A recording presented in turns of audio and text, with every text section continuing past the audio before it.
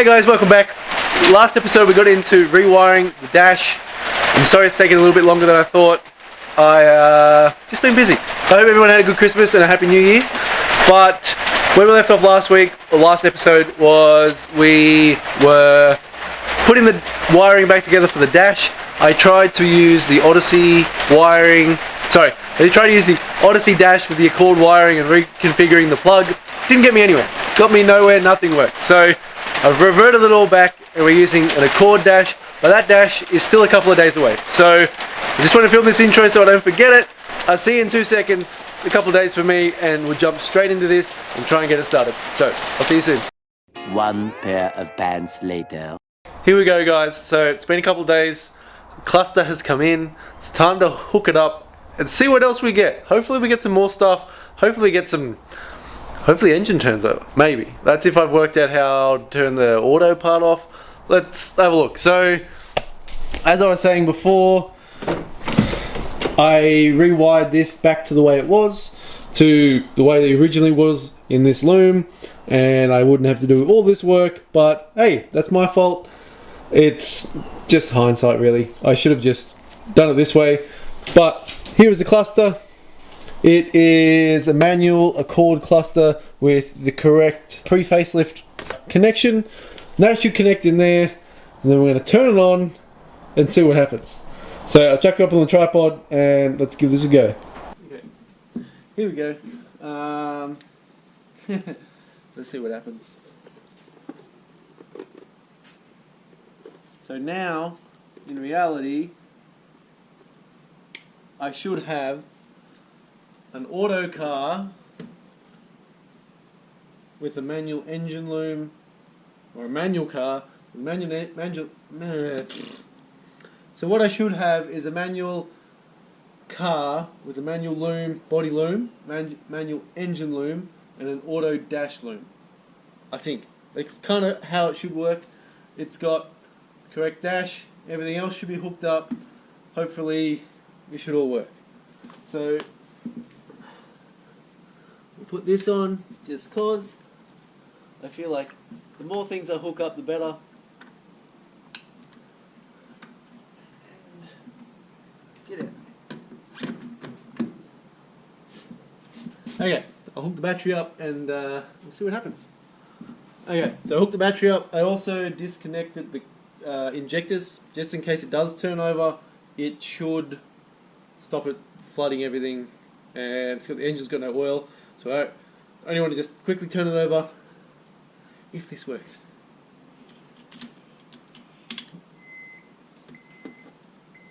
Oh, the tank works. Look at that! Okay, so the tank is showing me what it should be.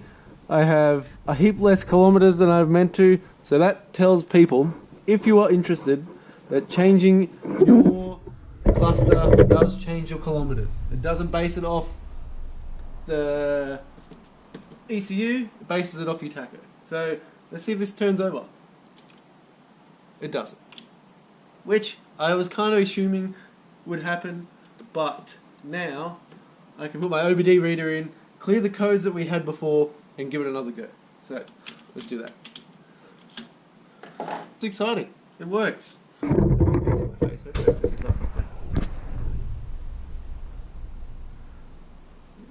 Just loading. I'm very excited. I was doing a bit of research on what I think I have to do for the immobilizer for it being in park, not the immobilizer. And I think I know what I have to do, but I haven't done it yet.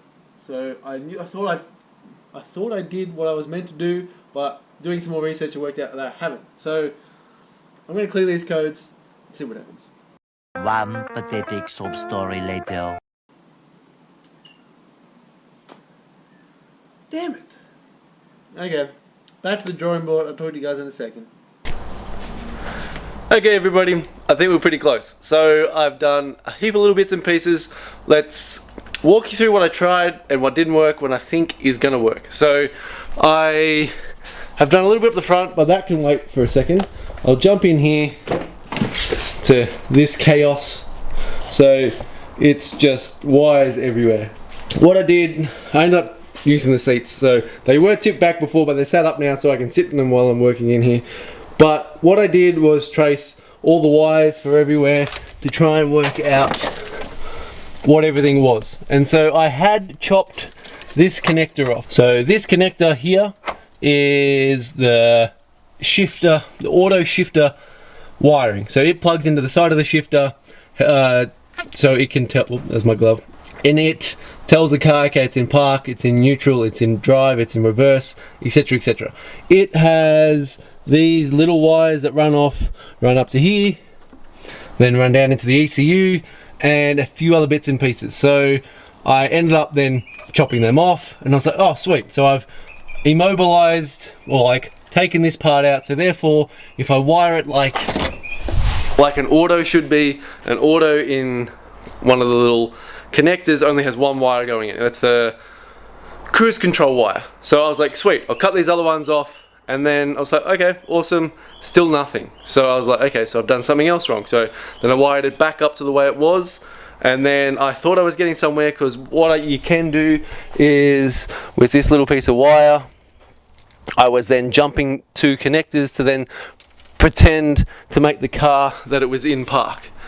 And that probably would have worked until I found the last issue. So nothing was working. You could turn the ignition on and it would just turn on and do nothing. Turn on, do nothing, and then I'd get the key out, try again, charge the battery up, do a heap of little bits and pieces, and nothing worked. So then I jumped on the Google machine and I went for the starter relay. So I was like, okay, the starter relay has to have power coming in, it has to go to the ignition, it has to go to the starter motor, all that kind of stuff. And that's where I had my hallelujah kind of moment, because I think I've sorted it out, and I'm gonna show you.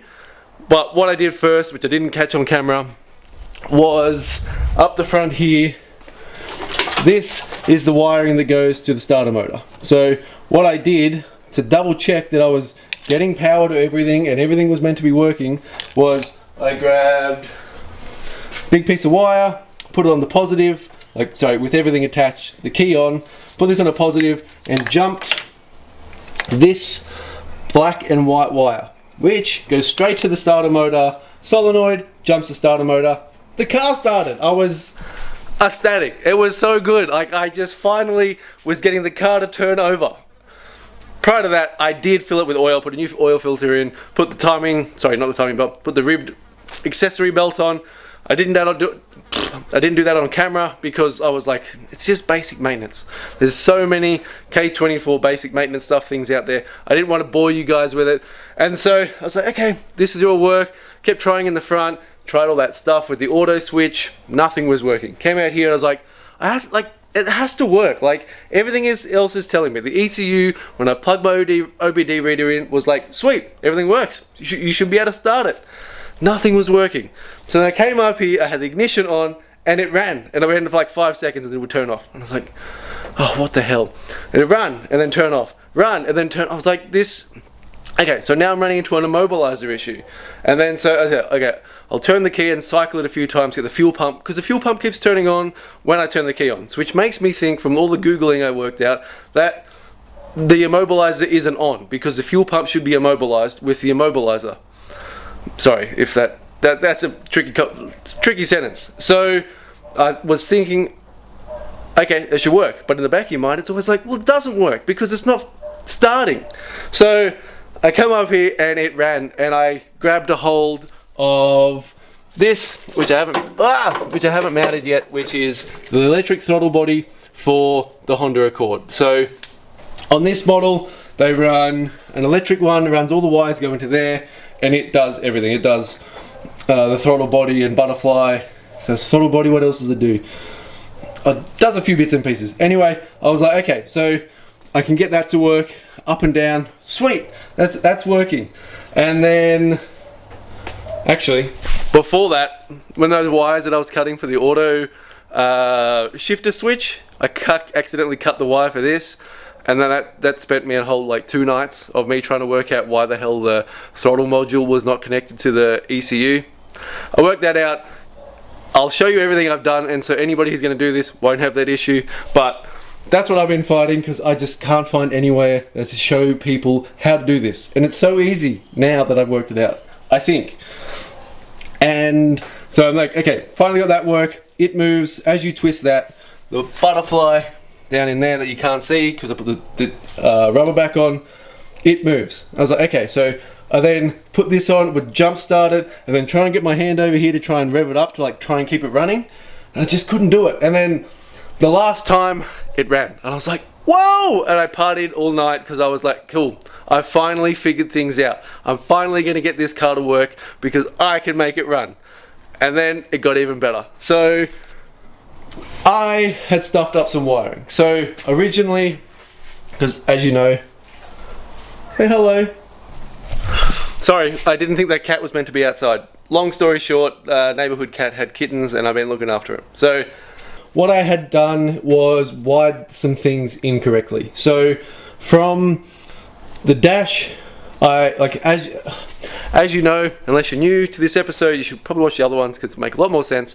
But I have an auto Accord body loom. I have a Honda Accord Euro body loom manual. I have an auto dash loom, and I have a manual engine loom. Then I have an auto light and ABS loom.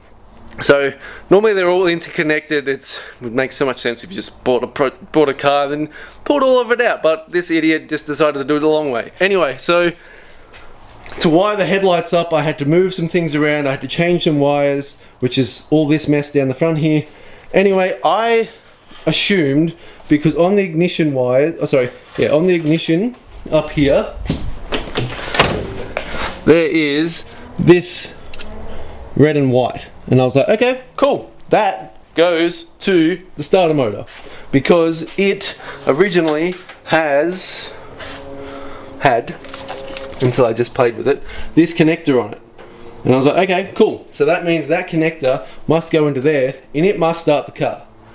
I totally forgot about this, but it doesn't. I have no idea what it does just yet. I will find out. I'll probably put it down here somewhere. But yeah, so I had all it connected and then doing all my tests, jumping on Google and working out how the the starter relay works was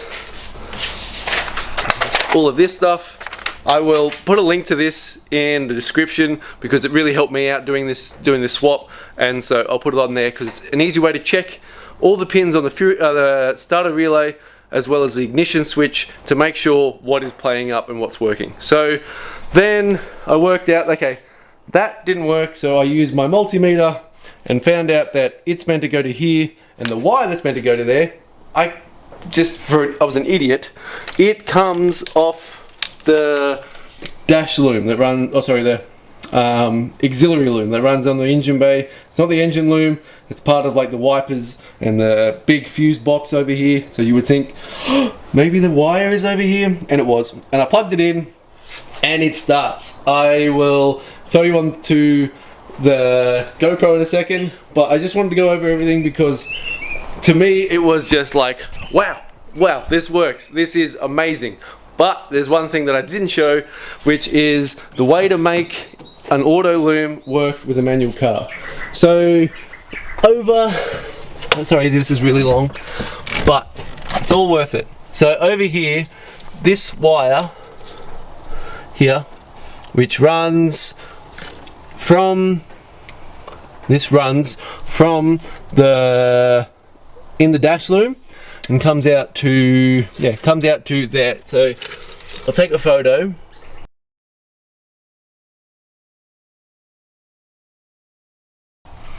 Okay, so there's the photo. It's that pin. So this one runs from the starter relay through to here, which then on this loom, because it's an auto, goes to the selector switch on the bottom of the gearbox, which we don't have. So I'm not 100% sure where that wire goes in the engine bay, which could make this easier. But for me, and I wanted to be able to use the clutch switch, I then chopped that wire.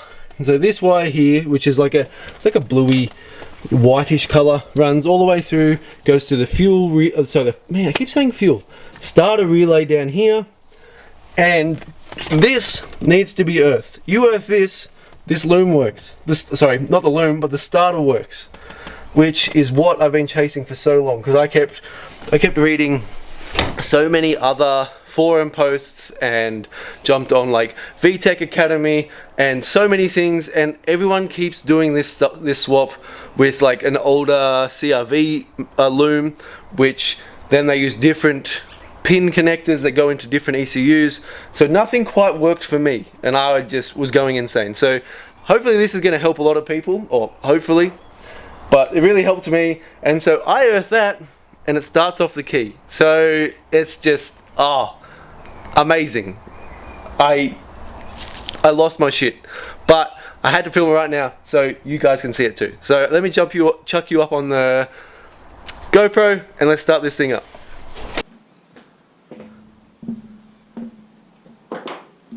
Okay, so as I said before, I did start it up by jumping those wires. So everything should be primed. This should work. Yeah. Where's the damn key? Here it is. Okay, so biggest thing, got to earth this. So I'm just gonna put it on here, because that's where I put it before when I tested it to see if I had earth at that pin. Look at the paperwork that I've attached. Makes all, like, just follow it word for word, and you should make this. You should be able to work that out. But let's go. Oh, I hope this works. Oh no, the battery!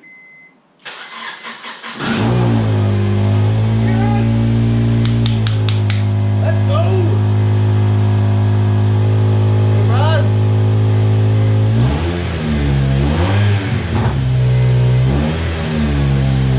Battling a bit hard, but we can work that out.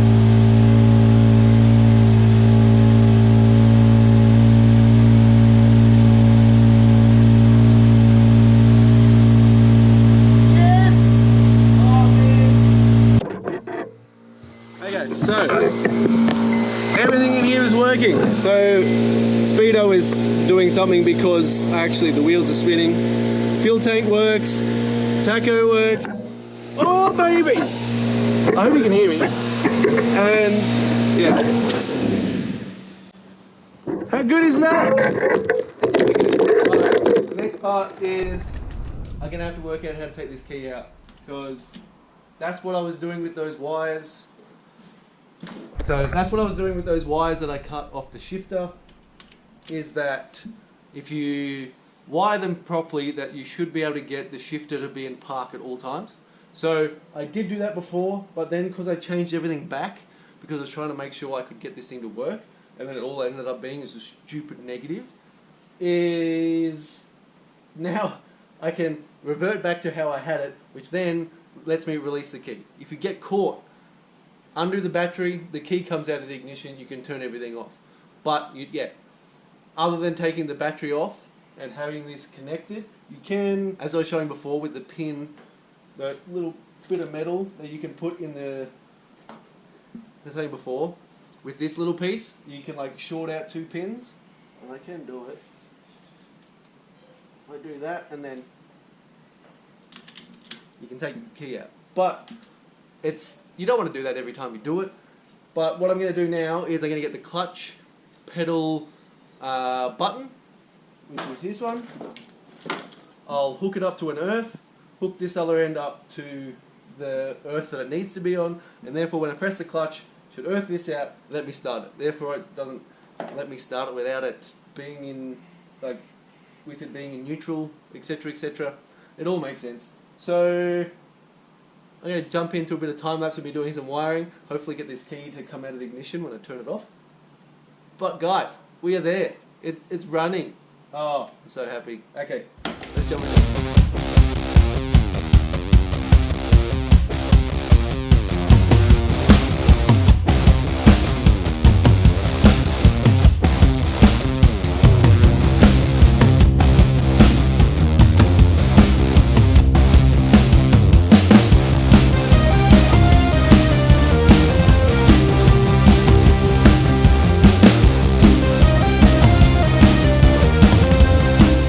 The other wire which is this one, which is the one I was telling you about before, which is the one that you snip. And then to that I have added my clutch switch on there. You can also just earth that one and it will do the same job. Ugh, come on legs. Yeah, so all I'm doing is using the clutch switch to earth it, so therefore the car can't be started without pushing the clutch in, which I don't know, you know, sometimes you just want to start your car, let it warm up, walk away. You don't want to get in, push your foot on the clutch and then try and start it. So whatever way you want to do it, it just makes it a little bit more dangerous, but it's not really that much dangerous because every other car except for since the 90s and earlier have all had it like that. You don't have to press the clutch in. I'm guessing there are some cars you do have to, but all the cars I have, you don't need to push the clutch in to start them. So it's been around for many years and then just made it dumber for dumb people.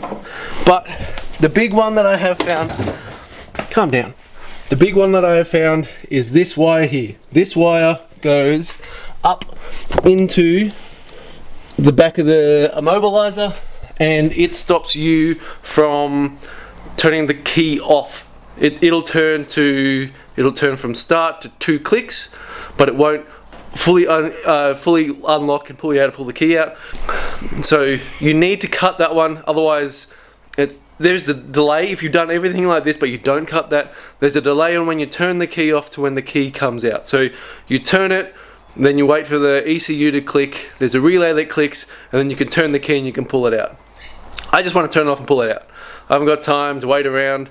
I always think that if I'm in a rush, the last thing I want to do is sit in my car for another 5 seconds and wait for the key to click so that I can pull it out. So cut that one and then we're good. And so I'll show you what I mean. I don't know if I'm about to do this without putting you down. Oh, let's give it a go. So get me the key actually.